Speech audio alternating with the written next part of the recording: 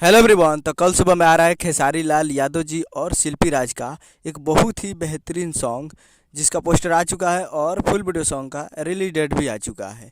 और इस गाने को लिखे हैं टुनटुन यादव जी और इसमें म्यूजिक दिए हैं आर्या शर्मा जी। और इस गाने को गाए हैं खेसारी लाल यादव जी, जो कि इस गाने को कल सुबह में रिलीज़ किया जा रहा है। और वीडियो में है खेसारी लाल यादव जी और नीतू यादव जी, फिट में है नीतू यादव जी।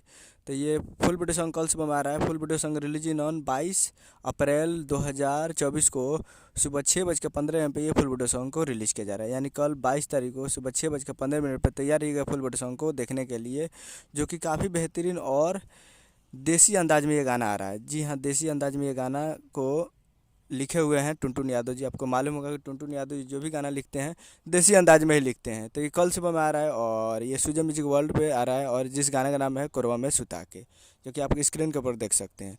और ये 22 तारीख को कल सुबह में तैयारी कर Sujay music world present Bhojpuri YouTube पे। उम्मीद करा वीडियो चला तो चैनल को सब्सक्राइब कर बेल आइकन प्रेस करें ताकि ऐसे खेसारी लाल यादव जी का लेटेस्ट लाते हैं वीडियो। वीडियो को लाइक कीजिए। मिलता है अगले वीडियो में, तब तक के लिए जय हिंद, जय भोजपुरी।